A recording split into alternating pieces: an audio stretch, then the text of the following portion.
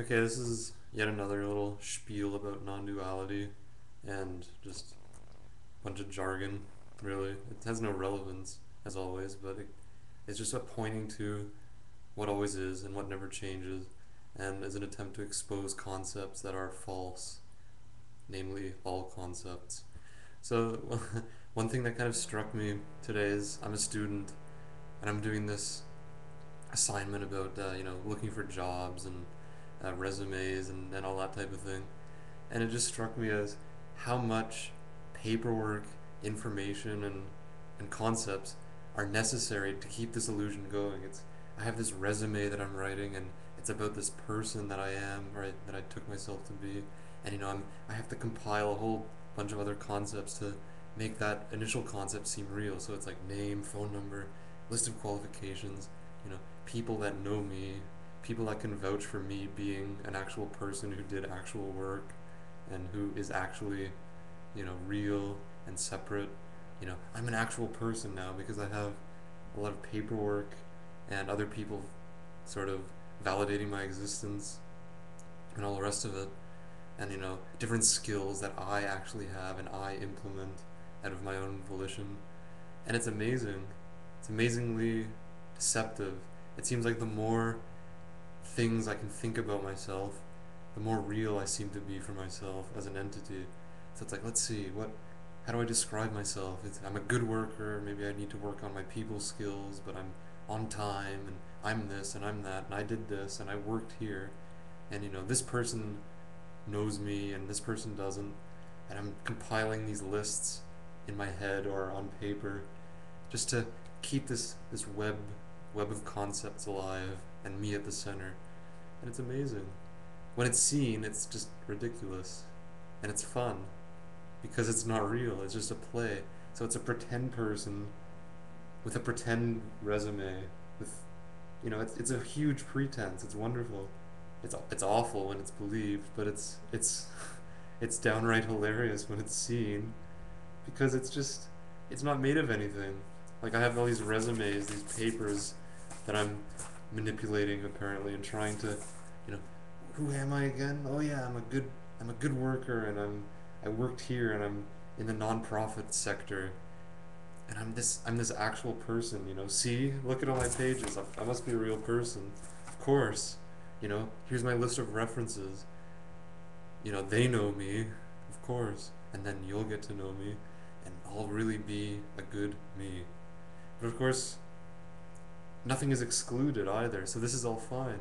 There's nothing wrong with developing a resume or learning people skills or any of it. There's absolutely nothing wrong with any of it.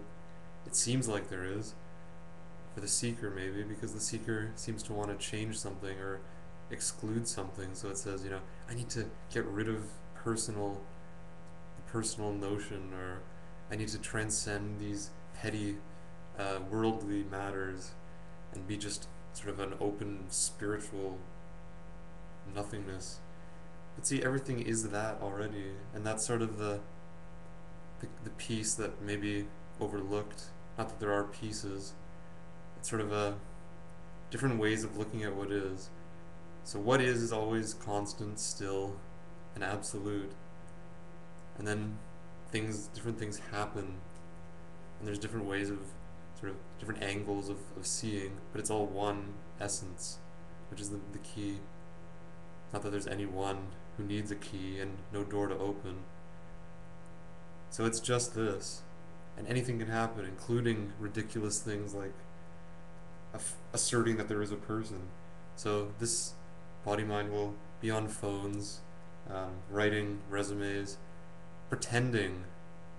This body will pretend to be a person for the sake of or for the sake of convenience, because the world believes in the person. You could say the majority of body minds walking around firmly believe that they are people in the way that the mind suggests. So, an entity with a past and a future that is going somewhere on a path, whatever that is.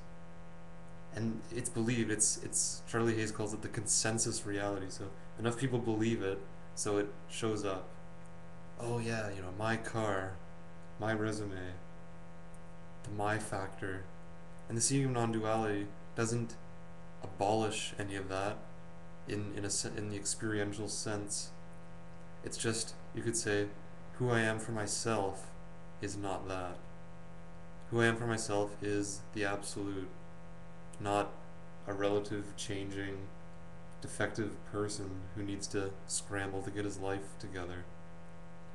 Because the world is built on a shaky premise.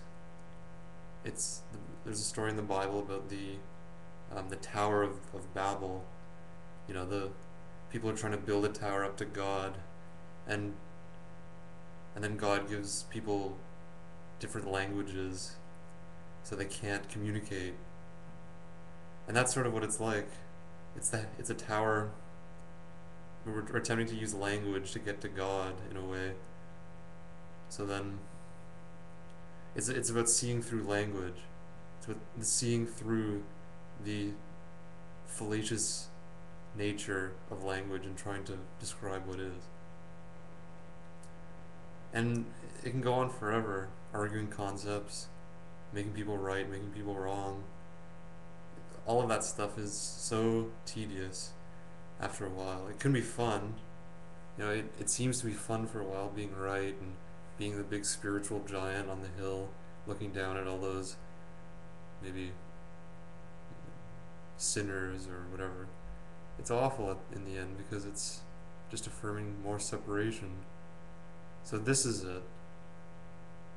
This right here is it. And that can include pretending to be a person or getting hit by a truck. It's all the same. It can be making love, or it can be getting stuck getting stuck in traffic. It's all somehow the same. It's one essence. And so nothing is excluded. Even exclusion isn't excluded. So this is, to the mind, this is awful. This is the worst. This is absolutely the worst place. Because there's no room here for me or you. There's no room here for entities. So, but this is the case regardless. This is the way it is, even if it's not seen. So there's no agenda to try to get anyone to see this because it's already the case. So there's no need to push anyone into saying, get into non-duality or become interested in this topic, or I'm non-dual, you seem to be dual, or I'm a no self, you're a self, or any of those things. Because whatever it is, it's the case. But suffering is the thing that the world is built on. The world is built on, I'm suffering and I want to get out of suffering. So you could say non-duality is the story to end the rest of them. Richard Sylvester talks about sort of non-duality being the story that can cut away all the other stories. And that's sort of what this is. This is a bullshit story told by a bullshitter to, cut away the rest of the bullshit, and everything can collapse right now. The whole house of cards can crumble down right now, and all that will be left is what you are prior to what you think you are, or even what you know you are. Charlie mentions you're not what you know you are, or you're not who you know you are. So I knew that I was this person that the resume was talking about. I knew I was a guy called Mike Thielmann who has well-organized work habits and good people skills, or is a little shy, or is anxious. I knew that. That must be me, People have said it to me. I see it in myself. I believe it. I am it. And it's all false. Sorry. It's like, sorry to burst my bubble here. My own bubble got burst because it wasn't very strong. I had to work at making it strong. Strengthen the illusion, throw some more stuff on there to make it more sturdy, but was never very solid, and it isn't now, and it was never there. So thanks a lot for listening. I love you, and feel free to write.